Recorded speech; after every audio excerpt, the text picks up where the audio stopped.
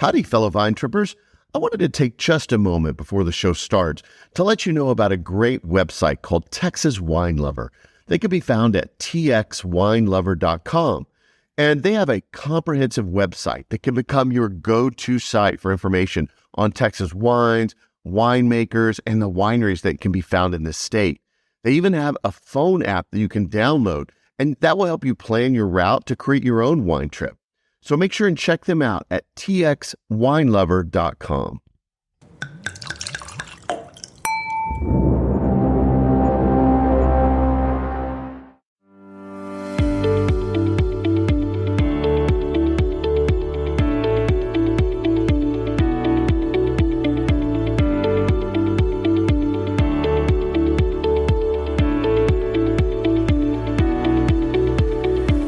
Welcome to Texas Under Vine, an exploratory podcast to scout out the best that Texas wine country has to offer. I'm your wine guide, Scott, and I'm here to lead you on an auditory expedition to the vineyards and wineries across the great Lone Star State.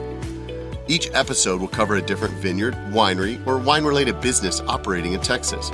You'll hear interviews, descriptions, and details about each location that will excite you to visit and experience them for yourself. Ready to plan a wine tour?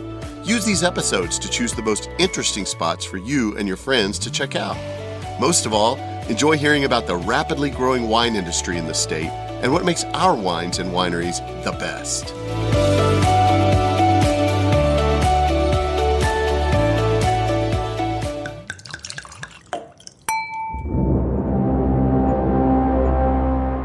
Howdy, fellow vine tripper. So welcome to episode 26 for Texas Under Vine. Today, I'm going to be taking flight to a little winery just outside Stonewall in the heart of Texas wine country. This spot is called Hilmy Cellars, and they have a lot to offer. So Hilmy Cellars was opened in 2012 by the Hilmy family.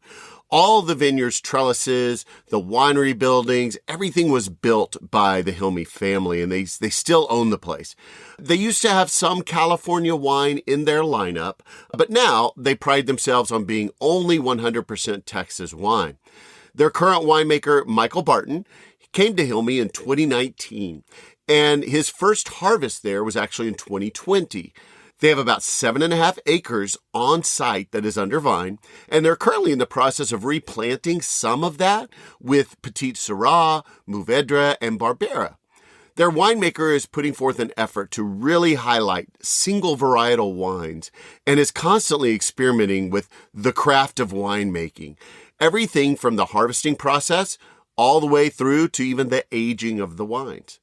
So they have a full production facility and barrel room on site where you can actually experiment with the wines and continually monitor their progress over time.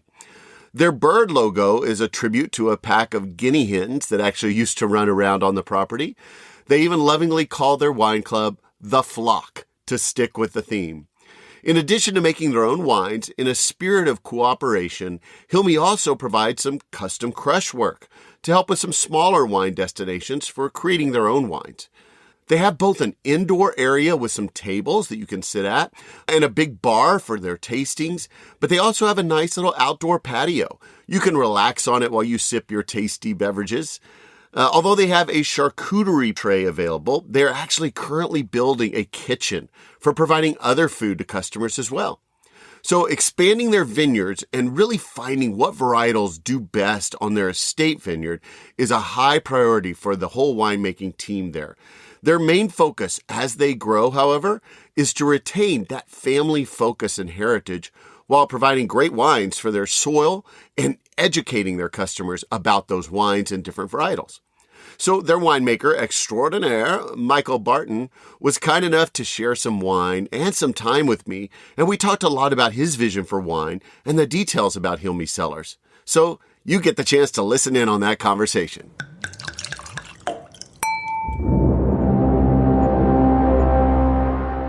All right, well, I'm here with Michael Barton at Hilmy Cellars, the winemaker here. So tell me a little about yourself. What got you into the wine industry? Well, I was a pre-med student and studying a lot of Latin at the time, and then was going through a course catalog at Texas Tech, and saw viticulture and enology, which is grape growing and winemaking, and called my mother and switched the next day. And she was a little bit dismayed that I wouldn't be a doctor, but very excited. Right? It was a fun change. I never looked back, but it always balanced that love of science, and I always loved, having plants around the house. I actually managed to garden at the house, so it was a good mix. Well, and you're still kind of a doctor to some degree, right? You're taking care of the vines. I joke that the doctors come to me now, so That's true too. But you do the chemistry, you're still it's a lot of fun, and you're taking care of something, and you're seeing it from the start all the way to the finish, and you're taking care of it the whole way. And you don't have to worry about angry patients. Well, if they're angry, then they've had too much. So hopefully you haven't got any bad Yelp reviews from your vines. Hopefully not. They just don't produce the fruit, I guess, if they don't like what's going on. Well, tell me a little bit about this location and its history. So how did you get involved here? How did this place get started? Yeah, so let's talk about Hilmy Cellars in general. So they were founded in 2012 by Eric Hilmy and his family. Basically, they planted this whole center vineyard. So they did the whole trellising and everything that you see, and actually built the winery themselves. Over time, obviously, we expanded since then. They started really small boutique, and now we're up to about a 10 to 15,000 case facility, depending on the vintage. And we're producing basically now we're 100% Texas wine. We used to have a little bit of California in there, which was our Juju line. So it usually is a little bit of like Red Hills AVA, Cabernet Sauvignon on bad years. Now we have access to a lot more fruit, so we can kind of choose to just be 100% Texas, which has been a fun move, especially working with our partner growers up in the High Plains. Ever since then, we've kind of been open up. So I guess, been around a little bit over than 10 years. It's been really kind of fun to see this kind of place expand. Since I took it over in December of 2019, so my first harvest here was 2020. Since then, I've been the head winemaker, and it's been a lot of fun. So the Hilmys, are they still involved with? Absolutely. Okay. Actually, Sharif and Marion are just in the front room right now, just kind of going through all of our inventory. So the Hilmys are very much active, and which is nice because, they're really nice people, really easy to communicate with. I was just thinking about the bird. So you got the bird logo here for Hilmy. What was their story behind the bird? So originally when the winery was established, they had a bunch of guinea hens. And so, they're kind of running rampant around. They're taking care of the insects in the vineyard, and, they kind of make themselves a home on the patio as well. So what they wanted to do was go ahead and incorporate that into the winery. And so they created the Flock, which is our wine club. So if you remember the Flock, you're part of the, the wine club basically, but they wanted to do a small chick, design. So Eric's brother, Mark, actually designed the bird that went on basically all of our logos. We also have the end of our corks on the bottles. Obviously, it's a mainstay. But now it's become, inherent with the Hilmy process. So it's been fun. Is there a story behind this particular physical location, like why they picked here? Do you know any of that information? So I know Eric chose the place because of the soil profile. Obviously, about 11 years ago now, this location was just kind of becoming really well known, mostly to local Texans, but we knew the area was good for the climate for growing of grapes. Eric made that decision. They bought the 60-acre property at that time. And then, so since then, the Hilmys, like Marion and Sharif, have built their weekend home in the back. Eric built his original home here, which is now an Airbnb. And now we just kind of manage the whole 60-acre property. And then we have plans to expand with more grapevines in the future. But we're just kind of doing baby steps as we move along. How many acres do you have under vine here? So right now we're going to have about 7.5. The front 3.5 are replanting. We got hit with a lot of those weather, a little bit of virus, a little bit of PD. So we're ripping that out, which, it happens here. So we actually hired on Atlas Vineyard Management to kind of help kind of boost up our actual growing mentality. So the front 3 acres, we're going to replant next year. Then we have this 3.5 acre plot in the middle that you can see from the patio. So that's going to be Darif, which is a Petite Syrah. And then we have a little bit of Mourvèdre. And then at the very last row, it's going to be a little bit of Barbera that we were trying. And then way back on the far northern side of the property, we have about 5 acres trellis that we're also planting next year. So we're going to start producing here in the next 3 years, a nice amount of estate fruit. I haven't heard of a lot of people in Central Texas area doing Barbera. Is that a more common one here? Or? No, it's not very common. So it's more of a trial. We're kind of to see how it's adapted to our climate, what kind of fruit, how the fruit comes off, how the wine's going to be produced. Okay. And then kind of experiment from there. It used to be one of our blenders for the temp and kind of boost it with some color and some fruit structure. So we're seeing if we can do some of those historic blends that were very popular in the past, but grow it on the estate. Well, this kind of leads into the next question. We've talked a little bit about some of the estate grapes that you have, and we've talked about being 100% Texas. So where all do you source most of your grapes from? So most of it's the Texas High Plains. We used to get some of the hill country fruit, but we're actually kind of establishing those relationships right now. Some of the older vineyards that we source from, they either changed hands or they're not really producing right now. So what we're trying to do is find, what we like to work with is smaller growers, family-owned businesses like our own, and then have that relationship, which is a little bit more mutual, where we can go ahead, they can do the farming, we can do the winemaking, and then as we expand the estate, we can just continue those relationships with those. And then, the big goal is varietals and vineyard designations. And then, with some of the larger batches, we can make a blend that's just going to be a beautiful classic style, for our view, basically. Something that can be appreciated by the majority. So it's fun to showcase those varietals and those vineyards, especially on vintages that are phenomenal. So that's kind of the fun part. I've got the pleasure of being able to sample right now the upcoming Cab Sauvignon from Vissart Vineyards. Correct. Yeah. So this is 2021. So we only aged it about 18 months. I think in the future, we're going to extend our Bordeaux aging mentality, but it's going to have some nice fruit, some nice oak elements to this one. And we're focusing on ageable reds that we can do. And that's when we focus on those varietal specific ones. And the Vissarts are doing a really good job with that. And it really helps if you're getting some of this fruit hand-picked, or some of the fruit, it can be machine harvested, but with some of the modern machine harvesters that are coming in, really helping with the process. Well, it's got a very nice long finish to it. No, it's a really nice wine. We've been really focusing on mouthfeel and filling up, the three parts, the beginning, the middle, and the end. And, there's a lot of components that go into that. So do you process everything here on site? So we do process the majority here. What we've done with our High Plains whites, though, is we will press up in the High Plains. What that does is it removes that skin contact for that 8.5 hours. It makes a fresher style wine. And that's a stylistic choice. We want to get that wine as clean as possible, or that juice, I should say. We want to get it as clean as possible, so when it comes down here, we can go ahead and approach it appropriately, and get that wine actually fermenting starting from a nice cold temperature up to whatever temperature that varietal actually requires with that yeast. For reds, some of the larger machine harvested batches we're looking at actually getting destemmed up in the High Plains and then moving it down here. That's going to give us a little higher level of control. It kind of fights some of the herbaceous qualities that can come from some of those fruit. But the big move is us to getting more and more hand-picked fruit, because then we can do the full processing ourselves. The fruit's coming in cleaner, and we can control every little bit of the process. And so our high-end reds are all going to be hand-picked. And that's been a great move for us because, we can actually dial in our destemmer to the exact varietal and berry size that's coming off in that vineyard. So cleaner fruit, cleaner wine. Now, and you also do a lot of kind of custom crush for people and stuff as well here. We help some other smaller brands either get started or while they're building their winery.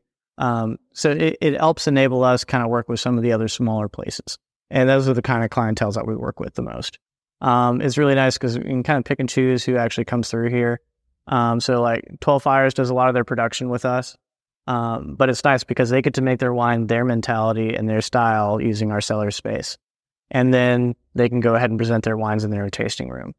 We also help Jennifer Beckman at Rerooted. She tells us what kind of wine she wants. We'll go ahead and source the fruit, help make that wine all the way to the end of the process, and then present what kind of wine style that she wants. There's some other smaller clients too that will just go ahead and do bulk wine, that will go ahead and bottle for them for their own programs if they want a Tempranillo, if they want to blend. So we do make some excess wines just for a lot of those brands. And then some of our neighbors, if they ever need something, it's always a phone call away. After careers of working in the tech industry, as well as being in teaching and coaching, actually, football coaching, I'm so used to the competitive nature and secrets and keeping things. One of the things I love about the Texas wine industry that I've found so far is that cooperation, that spirit of we're in this together and we're working and helping one another get. It just makes everything get better as we help one another. So I mean, at the end of the day, it's an agricultural product. Yeah. You can't really control what Mother Nature does, so you just kind of take what you can. So again, it's a fun part of it, but it's also can be a frustrating part. So what are your favorite wines to make? I think everyone's usually more passionate about red, but whites you have to focus on. So that's a pretty loaded question. So whites, you only have that like 6 months, or if you're barrel aging a little bit longer. But like, the first wine that I really enjoyed was like a Margaux. And so I love Bordeaux varietals. Do they grow the best? Well, that's debatable. So everyone has their own opinions. I think if any grower goes in with a good mentality, I think they can usually do a phenomenal job. But when you're doing the large scale stuff, you have to really fine tune what is growing the best. For wines, I don't know. I love experimentation. So it really depends on the vintage and the year. I call them, my stepchildren and my favorites, ever going through. But when you have 75 lots or 50 lots of wines, there's bound to some that you're like, probably didn't nail that one right. But it just kind of happens. I think in the end, I've been leaning more on like some of the Merlots. I think it's been growing pretty well, and we've been making some nice wines with it without having to interfere with the wine. Always love Cab Sauv. I know some people are very much against it. It's a very popular wine around the whole world, and if you can grow it, then I think you're doing a really good job. I guess that's a loaded question. It's a hard one. That's okay. Okay, so now coming from the other perspective, so what are some of the most popular wines that Hilmy makes with customers? What are the ones that just people are constant demanding and it's hard to keep stocked and all of that? So on the white wines, the Task Blanc is right now our bestseller. So that's a Roussanne blended with a little bit of Marsanne. And it's just kind of a classic style. We have it some nice bright acidity, still has some of that stone fruit, some apricot, some peach. But it's a really easy drinking wine. For the reds, it kind of comes and goes by the season. Juju is always the standard of the back, in the history. But now we're kind of see some of our Tempernios were doing really well. Our Cellar Reserve Petit Verdot is probably the fan favorite right now. Really nice. 2020 was a good vintage for that Petit Verdot, I got to say. For some of the other wines, though, it kind of goes back and forth. Douze Oiseaux is always a favorite when it comes out, and it usually gets sold out pretty fast. We're trying to get back to a Viognier. I know the consumer has been asking me for a Viognier for a while, but we haven't got a grower to just establish with us for a while because we're looking for a long-term contract. It's a lot easier than having to pick it up year by year. So I'm waiting for that right time with the right grower and establish that. Consumers, again, it depends on the time. Right now, whites and bubbly are selling the best. Reds will always sell consistently, but we'll wait for the fall, and I think we'll see a big swing. And what kind of sparkling do you do? So we have a Semillon Orange Muscat blend, primarily Semillon, and it's actually forced carb. So we did it in a brut style. So it's actually just kind of a really pleasant drinker, and I'm absolutely fine if you guys mix orange juice with it. Let's just make that clear. It's y'all's wine once it leaves here. But that's been selling like hotcakes, especially in this hotter weather. Yeah. Bubbly is king right now. So what types of events, attractions, or things do you have here at the winery that people can? Yeah. I know you got a patio outside. Do y'all ever do any kind of events or? So we do events, but they're typically more closer to the winter months. That's when we'll do like wine dinners. We do have a couple wine dinners on the schedule. There's going to be one in September with Feast and Merriment. We haven't done any big bonanzas because, we are kind of a smaller winery by space-wise. And then, of course, our wine club releases, you have the whole space. And then in December, every wine club release, we'll always have the barrel tasting experience where every wine club member comes through and we'll actually choose some barrels and actually sample for it. So it's always kind of exciting. We're trying to get in the rhythm of doing that for every wine club release. And that's only because we've just been expanding the cellar so fast for the last 3 years. Now we're at a point where we filled up the cellar where we want it. We're just actually doing the final steps today. So as Scott knows, when he's walked in, I'm a little rattled. I'm just running back and forth. But it's kind of an exciting time because once this all established, we're going to look about doing some barrel tastings or a tasting experience in the barrel room next year. So we're trying to make the space dedicated for that so you can actually have a different level of wine tasting experience. So let's think about just the practicalities. And again, I know you're back of the house, but of a tasting. So let's say somebody gets interested. They want to check out Hilmy. They come. What does a tasting look like? Do you have a set tasting flights or? So as of right now, we have set tasting flights. But also as of right now, we're actually debating on just opening up the whole sheet. So the debate being right now is like we've had a mixed tasting and then an all red tasting. But during the summer months and knowing the customers, they have kind of a more, everyone has their own taste and palates. So Just this month, we're going to decide whether we just open up the whole tasting sheet for everybody to just pick and choose. But as of right now, we just have a set tasting. And the mixed tasting is always based seasonally. So right now, there's a little bit more whites than reds. It's based for the weather. So if you're outside, it's actually going to be more of an enjoyable experience.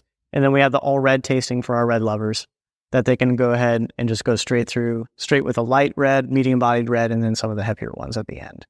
So that's how we've done it for the last year. Again, I know it's up in the air right now, so we're going to find out, I guess. Time will tell. Time will tell. But we're leaning to just opening it up. If the wine is there, we have it open. Let's go ahead and let you choose, your 4 or 5, and then go through it. Well, I'd say to the listeners, you got to come in and check the place out to find out what the tasting's going to look like. Sorry for the ambiguous answer. No. What about the fees for tastings? So the mixed tasting is $25 and the all red is $30. Okay. Do they need reservations or do you do walk-ins? So we do walk-ins. If you're coming in on a weekend, it'd be easier if you set a reservation because it sets you with seating. Because the walk-ins, it's usually going to be the bar space or whatever we have open. If you're coming during the weekday, just come in with a good spirit. Do y'all still have, I know when my wife and I were here a couple of years ago, the little goats wandering around the... Oh, so we actually just got rid of the sheep. We're changing it to a natural wildlife rangeland in the back right now until we slowly expand the vineyard. And that being said, it's just, as we slowly expand the vineyard, we would decrease their grazing land. So we viewed it as the best to go ahead. Actually, they moved over to a neighbor. And so I got to check on them just recently. So they're doing quite fine. Yeah. All right. So what are your operating hours usually? Okay. So typically we're going to be open until 5 during the weekdays, starting at 11, excuse me. And then on the weekends, we'll be open 11 till 6. Okay. So you get a little extra. Yeah, a little extra time at the end. Family friendly, kids under 21 allowed? Yeah, so we're family friendly. We just ask that you take care of your children. It is a winery, which is typically a bar. We're also dog friendly, but we ask that dogs are on a leash and kept outside. Unless it's a full certified service dog, then those are allowed inside. Because you have the indoor as well as the outdoor patio area. Yeah. Okay. And then food options. Do you provide any kind of food options or can people bring their own? Kitchen's under construction right now. We ask that people do not bring food and drink. We do have a meat and cheese tray that are available. And then we also have just a cheese tray for those who don't want the meat. So moving forward, we're hopefully looking into having some paninis and some flatbread pizzas. Do you have any maximum group sizes? If anybody is over 16, we please ask to call ahead, and we will do our best to accommodate you. Okay. So anything under that, typically? Yeah, typically we can make do. On a weekend, though, over 10, only because we know it gets crowded, just please call ahead and we'll make it all work.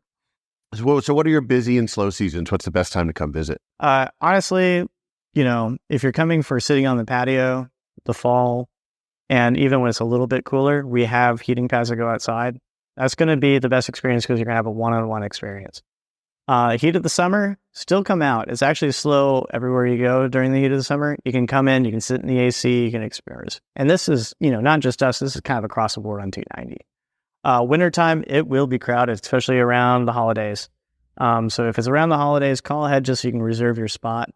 And then, but obviously the weather is always pretty nice then. Hopefully, knock on wood. Could they do tastings and be out on the patio? Absolutely. Like tableside? We'll give you table service wherever you're at. As long as, you come in through the main entrance, we'll sit you down. We'll get you all taken care of.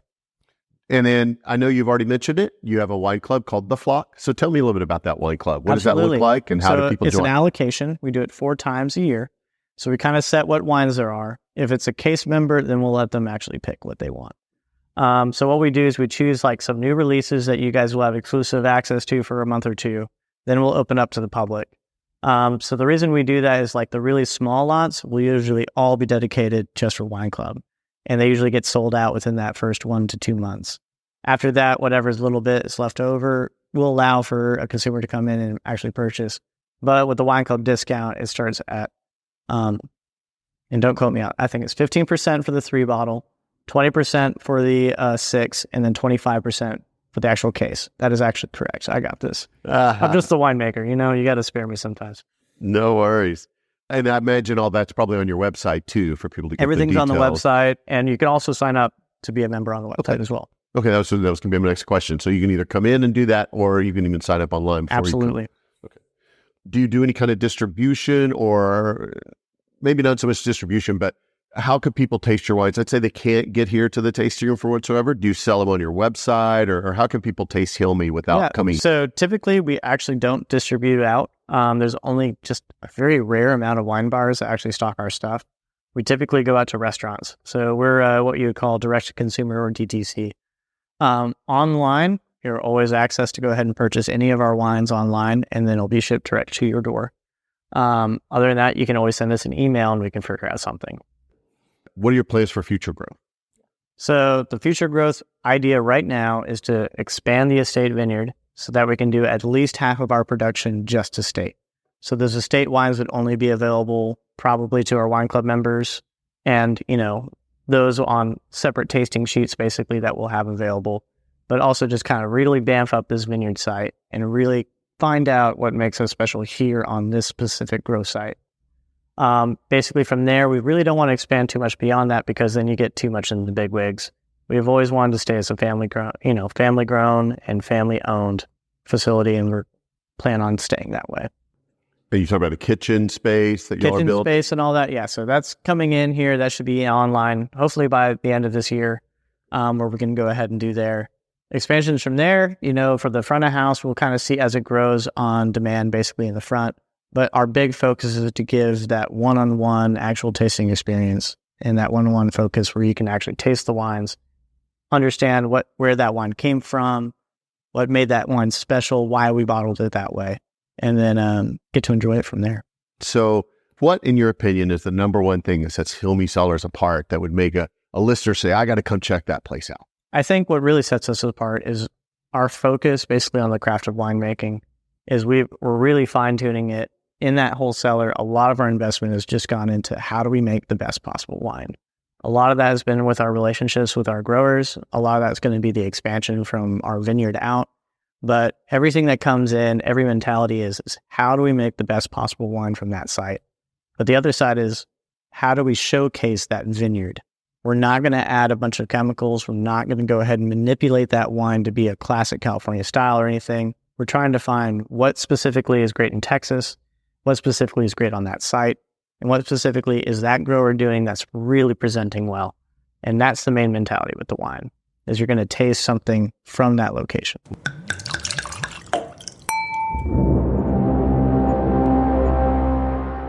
And dedicated to his craft is an understatement for Michael. He is passionate about the whole winemaking process and making the absolute best wines possible for Texas. Another winemaker I had previously visited with actually called Michael a true up-and-coming rock star in the Texas wine industry. And it's very apparent when you taste some of those creations he's making in the cellar that he truly lives up to that moniker. In addition to getting to preview one of their upcoming Cabernet Sauvignon vintages from Vsart Vineyards, I also was awarded the pleasure of strolling through the cellar with him after the interview, and he let me taste several upcoming varietals directly from the barrel. In addition to those amazing wines, the location itself is beautiful, and you can find whatever you desire, whether that's an indoor tasting or just sitting on the covered patio, sipping away at your wine, enjoying the vines all around. Now, as always, when you decide to make a visit, first go check out their website. It's www.hilmywine.com. That's HILMYWINE.com. You'll find the details on those great wines and how to join the Flock, their wine club. You'll also find details on their history, upcoming events, and what to expect when you visit their tasting room. Now, don't forget, when you go to see them, make sure you tell them you heard about them on this podcast, Texas Under Vine. Now, while I was there, I fell in love with the Cabernet Franc. It captivated my palate. And so that is what I chose to buy for my wine library for this episode. And now I will take wing and soar off towards more fun locations to bring you more wine destinations here in Texas. But before I go, I'd like to offer you a chance to get even more great info about the locations you hear on this podcast. So by joining the Texas Under Vine Patreon membership, you can get access to behind-the-scenes photos at each destination and even walkthrough videos by yours truly at each location. There are additional perks at each level, and it only costs a few dollars a month. If you would consider donating, the costs go a long way towards meeting my podcast expenses and giving me more room to travel across the state to even more wine destinations, maybe in your own backyard. And I'm deeply thankful and indebted to those who are true supporting fans of this show on Patreon. Thank you so much from the bottom of my heart. It really helps me. And if you want to check it out, just click the Become a Patron link on the homepage of my website, texasundervine.com. Well, my time is up, so don't forget, subscribe to the podcast and follow my socials to be notified whenever the next podcast is posted. And until next time, happy trails and bottoms up, y'all.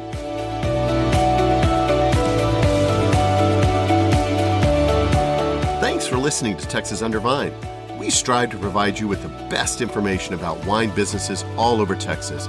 Be sure to check out our website at texasundervine.com and follow us on our socials at Texas Under Vine to stay up on all the upcoming episodes. Please email us with any suggestions or feedback. Also, contact us if you're interested in donating, sponsoring, or advertising on the podcast, just to help us cover our expenses and bring even more great info to you in future episodes. Above all, travel safely, and most especially, drink responsibly.